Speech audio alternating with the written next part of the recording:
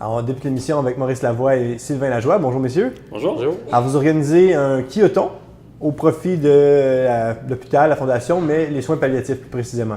C'est ça, Vincent. C'est bien ça. Oui, je te dirais, c'est nouveau pour les soins palliatifs, mais comme activité, moi et Sylvain, ça fait 6-7 genres de quillotons qu'on organise pour d'autres causes. Là. Ouais.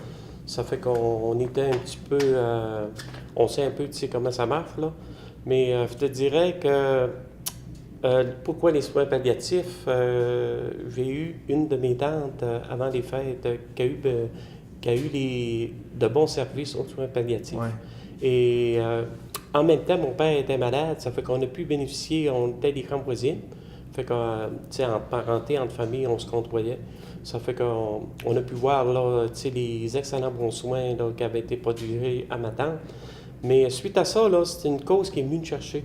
Parce que, oui, je n'entendais souvent parler par rapport à être l'hôpital, Ouais. mais je me suis dit, c'est que je pourrais bien faire pour les aider, tu sais, pour avoir plus d'équipements dans les chambres. Comme tu sais, il y a un nouveau projet avec l'hôpital Neuf qui est en marche là, avec la fondation. Là. Fait que, qu'est-ce que je pourrais bien faire? Mais vite de même, là, c'est pas évident, mais j'ai dit, vu qu'il y avait déjà organisé les quilles, fait que je suis allé voir Sylvain. Puis après ça, j'ai dit à Sylvain, j'ai dit, j'aimerais ça faire le même genre d'activité qu'on avait fait antérieurement. Peut-être arriver à modifier quelque chose, mais ça, on va laisser ça à Sylvain tantôt les quilles. Mais l'organisation d'un événement comme ça prend beaucoup de temps, beaucoup de gens qui s'impliquent. Vous avez déjà travaillé ensemble. Alors, c'est quoi l'expérience que vous avez eue avec Maurice? Ben, Maurice qui avait déjà une bonne base, qui est connu dans le domaine du bénévolat à Baie-Saint-Paul. Ouais. Donc, puis moi, de mon côté, qui est quand même assez connu comme homme d'affaires du côté des salons de quai à Baie-Saint-Paul, on a quand même une bonne variété de gens qu'on touche. Parce que ce qui est plaisant dans une activité comme ça, c'est qu'on touche vraiment tout le monde. Ouais. C'est qu'un parent peut amener son petit jeune de 5 ans qui n'a jamais touché à ça, puis venir avec lui faire l'activité et du même coup, justement, donner un petit don parce qu'on s'entend que le coût d'inscription est très minime pour cette activité-là. On parle de 18 $ pour un adulte, entre autres. Donc, ça touche vraiment tout le monde. Et quand je dis que ça touche tout le monde, je pense que c'est à double sens parce qu'on en a discuté avec Maurice et il y a des gens qui peuvent peut-être se dire pour certaines causes, « Ah, ben regarde, moi, j'ai pas d'enfant pour telle cause, ça me touche moins, j'en aurai jamais, des choses comme ça. » Mais par contre, pour les soins palliatifs, tous ceux qui sont ici aujourd'hui peuvent avoir droit à avoir des besoins au niveau des soins palliatifs à Baie-Saint-Paul. Ouais. Fait que, également de ce côté-là, je pense qu'on peut englober vraiment le bassin de population au complet. Et pour une journée comme ça d'activité, de loisirs, de social, d'amusement, pour une cause comme les soins palliatifs, on peut aller chercher quand même de bons montants, même si on ne se met pas de but là, pour l'événement, pour la première édition. Alors, pas d'objectif, Non. mais on invite les gens à ne pas seulement participer, mais aussi à donner des dons Oui. autres. Il y a des commerçants qui peuvent aider aussi, il y a des systèmes de commandite qui pourraient avoir lieu. Oui, c'est ça. On peut commanditer une allée, là, on demande 50 $. Et aussi, là, on peut donner un don directement pour ceux qui ne veulent pas vos quilles, là. Ouais. On peut aller donner un don directement à la Fondation d'hôpital de Baie-Saint-Paul, à leur bureau, OK. ou soit venir l'arromer même là, au salon de quilles, là. Je tiens à répéter que la formule est restée pareille. Là. C'est 3 parties à Bonneuf, Clair de Lune. Là. C'est de l'amusement. Sylvain va tout mettre des lumières, tout ça. Il est habitué de faire des amènements semblables. Ouais. Puis pour nous rejoindre, là, c'est soit lui, on peut réserver tout de suite là, pour avoir les meilleures places. Là, il y a une ronde le samedi, le 20 février à 14 h. Ouais. Il y a une ronde à 18h30, une ronde à 21h30. On peut réserver au 435-61-55, ça c'est au salon. Ou moi sur mon cellulaire au 633-67-36.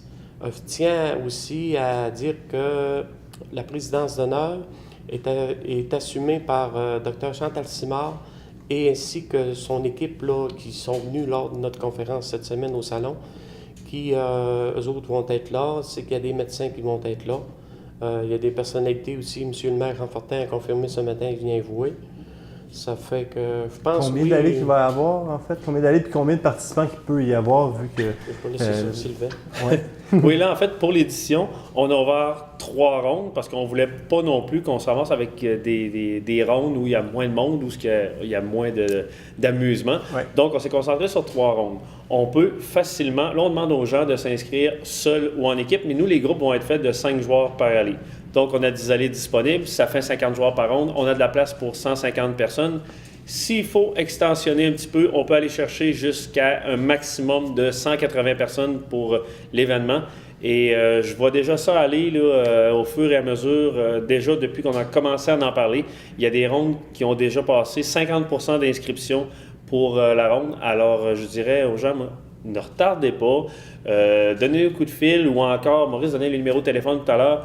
Vous pouvez aussi visiter soit le Facebook du Salon de quai de la Baie, le site internet www.quai-baie-saint-paul.com et à ce moment-là, vous êtes capable, même à partir de chez vous, de nous envoyer un petit message, de réserver vos places, que ce soit pour vous, pour votre famille ou simplement si vous êtes seul et vous voulez venir vous amuser, ben vous êtes les bienvenus quand même. Ouais, c'est une cause qui est importante dans cette période-là de notre vie où bon, on doit régler beaucoup de choses, les familles, je pense que le côté humain, il n'est pas à couper. Alors, ouais, Le vieillissement de la Popesky aussi, moi, ce qui m'a incité à embarquer pour une cause de même, c'est que même nous autres, tu vois, moi, j'ai 53 ans, on vieillit tous, mes parents en 87. Puis après ça, tu vois, au niveau de la FADOC, là, j'ai rencontré ceux qui s'occupent de la FADOC de Baie-Saint-Paul et de Saint-Urbain, puis ça a été très bien reçu. Puis quand on se sollicite, là, la première affaire que je disais, tu changes de cause, allez-vous embarquer? Ils ont dit oui, oui, tout de suite, c'est une bonne cause. Puis avec ce qui s'en vient aussi, avec tout, comme je te disais, avec le projet de l'hôpital de Baie-Saint-Paul, il va y avoir 2 chambres en soins palliatifs. Là. exact. Puis non, je pense qu'en tout cas, je me dis, ce qu'on va avoir, on l'aura. Écoute, si on fait rien, on n'aura rien. Hein. Non, exactement. Une chance que vous êtes là, puis on a besoin de ces soins-là à Baie-Saint-Paul, pas être obligé d'aller à Québec ou ailleurs C'est ça, pour puis avoir pour ces soins-là. Charlevoix aussi, là, tu sais, je pense que c'est tout le monde qui peut, je vais dire comme Sylvain disait, c'est tout le monde qui peut en bénéficier, là. C'est Charlevoix. Puis, en tout cas, au moins, nous autres, on aura fait notre part. Puis, en tout cas, je tiens à vous remercier aussi personnellement. Je sais que TVCO est toujours prêt avec nous dans nos causes. Puis, on vous invite aussi, cette ronde-là, si vous voulez venir nous voir, là. Vous viendrez le samedi, là, puis on va être là pour vous répondre, pour s'amuser. On va être là. On va jouer ensemble? Oui. Oui? Vous allez me montrer des trucs? Toujours Oui. prêt pour le bowling, moi. Merveilleux. Alors, on va se voir le 20 février. Merci. Merci beaucoup. Merci.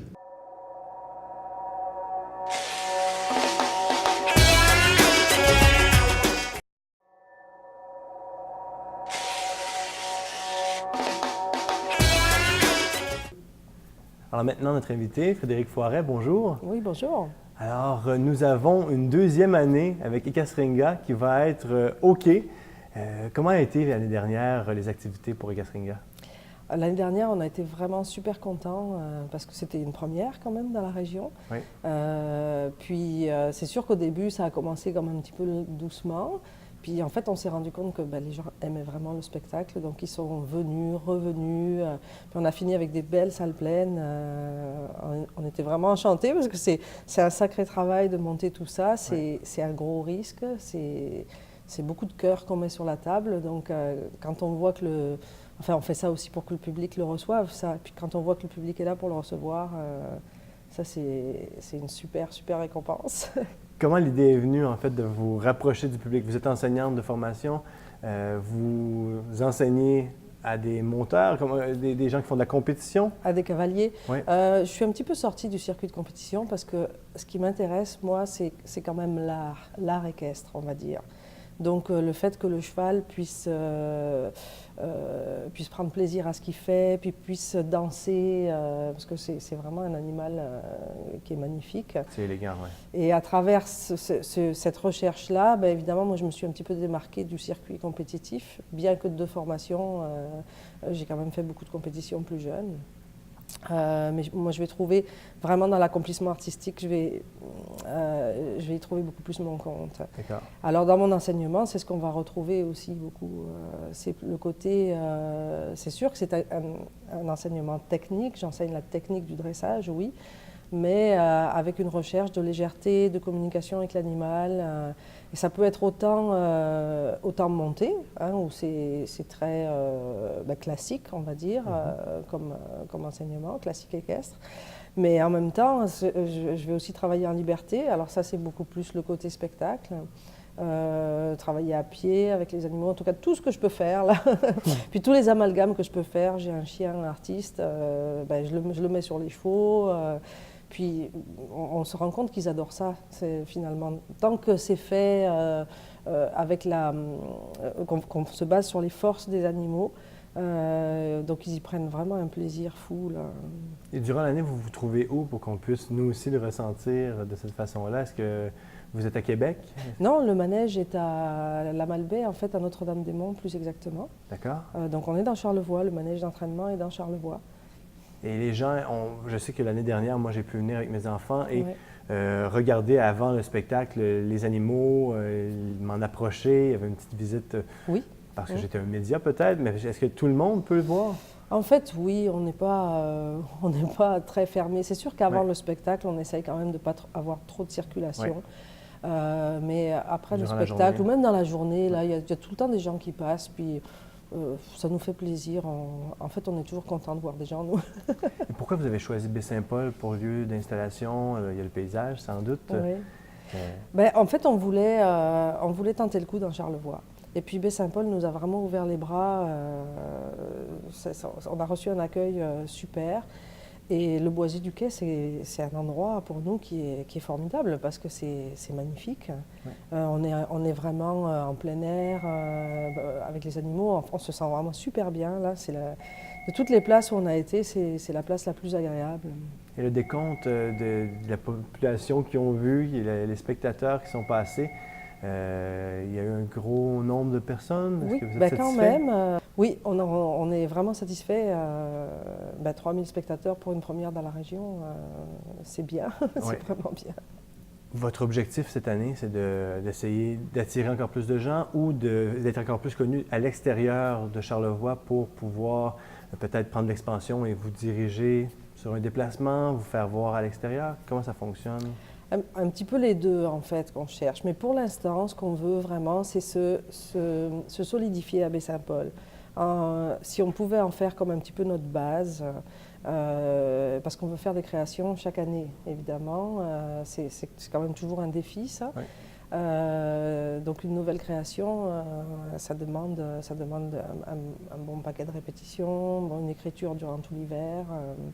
Alors c'est assez bien de pouvoir se dire, en fait, d'une année sur l'autre, qu'on a un lieu où on sait qu'on va pouvoir revenir. Parce que quand on ne fait pas de création, si on ne sait pas qu'on va quelque part, là, puis des fois, c'est tard. D'accord. Alors, votre objectif, c'est de rester avec nous. Oui, tout à fait. C'est uni, là. On aime vraiment la place. Et après, pourquoi pas de là, une fois qu'on a fait notre nouvelle création et tout, de là, aller voyager un petit peu sur le reste de la saison, quoi.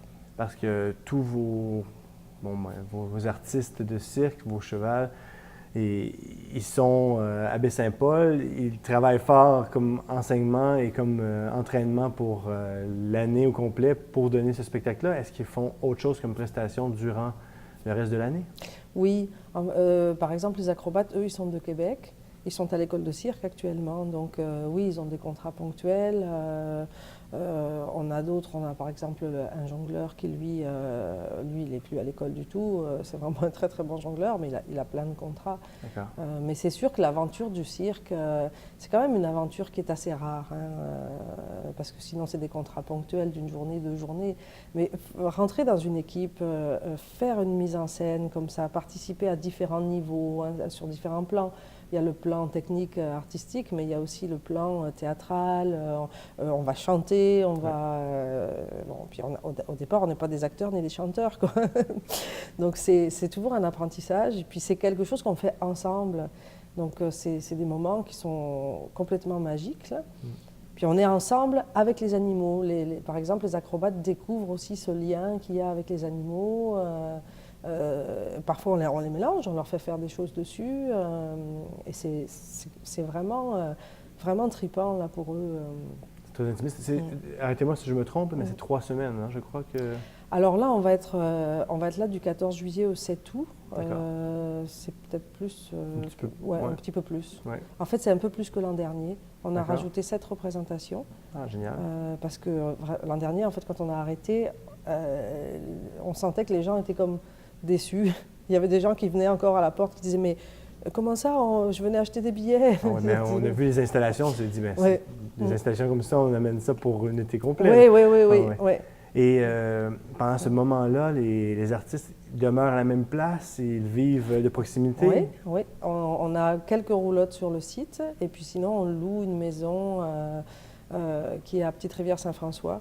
Donc on mange sur le site tout le monde ensemble. Puis nous, ceux qui sont dans les roulottes, c'est évidemment ceux qui sont avec les chevaux en général parce qu'on ne veut pas les laisser. Mais on va aussi à la maison en haut. Fait que vous voyez, on passe toute cette période-là ensemble, plus la période de répétition. C'est quand même facilement, là ça va être 1 mois. Ouais. Donc c'est un bon 2 mois où on est tous, on forme vraiment un groupe très très uni. On parle de combien de gens qui sont sur l'équipe et qui nourrissent les chevaux? On parle de combien de gens qui sont sur le projet? Sur le projet, si on calcule tout, on est au moins 30 personnes. OK. D'accord. Alors, c'est une belle équipe. On va aller vous voir, on va aller vous rencontrer, vous serrer la main et flatter les chevaux. Pouvez-vous répéter les dates avant qu'on quitte? Oui, du 14 juillet au 7 août. Puis pour nous suivre, on est visible sur Facebook à Ekasringa. Exactement. On va faire un concours de prononciation. Oui, je vais l'inscrire sous l'image, ça c'est certain. Alors sur Ekasringa, et Oui. on peut voir les photos de l'an dernier aussi. Hein? Oui, on peut voir les qui ont été photos sur prises. le site internet aussi, cirqueéquestre.com. Merveilleux. Alors on va aller voir ça. Merci beaucoup. Avec plaisir. Bonne journée. Merci.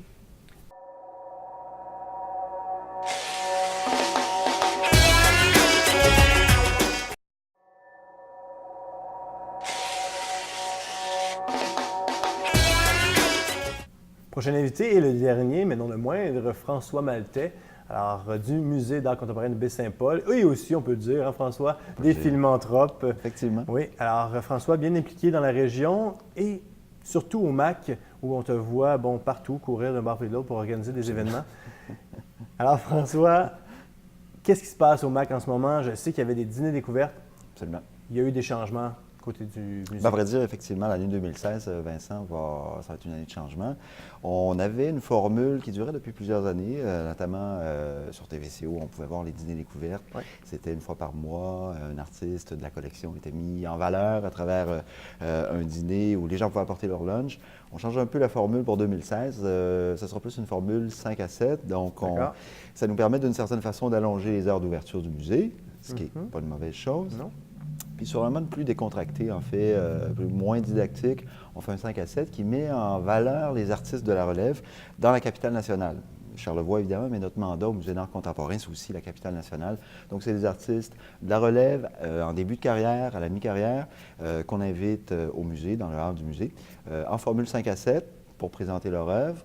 Et bien sûr, les gens la connaissent. Patricia Aubé, notre conservatrice, sera toujours à l'animation du 5 à 7. Ça va être un échange. Un échange avec l'artiste en mode vraiment décontracté. Donc, ça devrait être de beaux événements. Le premier événement, c'est le 5 février prochain. D'accord. Vendredi 5 février à 17h. Donc, ça va coïncider avec l'Assemblée générale annuelle du musée, donc, qui est en après-midi. C'est le temps de faire le point au musée. Et en même temps, après ça, les gens sont invités à prendre un verre en 5 à 7. Et est-ce qu'on sait déjà qui sera l'artiste? Après ça, tout ça sera confirmé la semaine prochaine. On aura aussi la chance d'avoir un partenaire pour chaque 5 à 7, donc qui agira comme présentateur et qui, à titre de présentateur, paiera le premier verre pour les gens. Ah, donc, d'accord. on est heureux d'annoncer que le premier partenaire, le 5 février, est Oasis Communication, qui est une boîte de communication marketing de Charlevoix.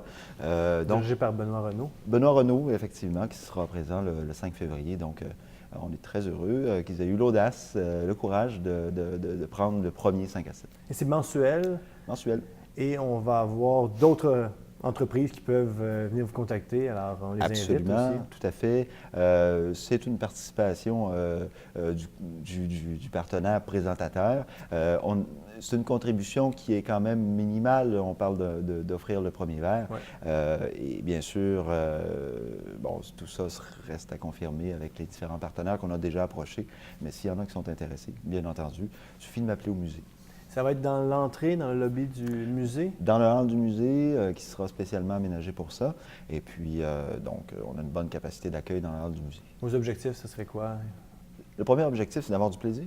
Le deuxième objectif, c'est de mettre en valeur les artistes de la relève. Et on est heureux de pouvoir ouvrir en 5 à 7 le musée, le rendre accessible en dehors des heures habituelles d'ouverture. Donc, on espère que les gens pourront venir en grand nombre.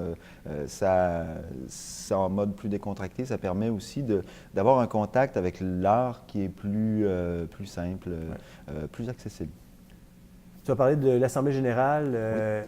L'année a bien été. Comment ça s'est passé? Grande année pour le musée à Baie-Saint-Paul. C'est sûr qu'on a eu de grandes expositions. Ça a été une année un peu d'hommage à des grands artistes. On a commencé l'année avec Guido Molinari. Ouais. C'est une grande exposition rétrospective. C'était la première d'ailleurs depuis 1995 qui avait été présentée avec la Fondation Molinari. On a eu un gros été aussi avec la rétrospective en hommage à Rousseau-Vermette, qui a attiré beaucoup de monde. À l'automne, c'est un artiste que les gens connaissent bien, Bruno Côté, qui est un artiste de Charlevoix. L'exposition continue d'ailleurs, si les gens veulent venir la voir, c'est jusqu'au 7 février prochain. Ouais. Et grosse année qui s'en vient aussi, on pourra l'annoncer dans les prochains mois. Grosse exposition, on se garde des secrets, on va faire un lancement de programmation à la fin avril. Merveilleux. Merveilleux. Donc, on commence la saison 2016 des Filmanthropes à la Bibliothèque René-Richard avec un film de l'ONF, mercredi le 20 janvier.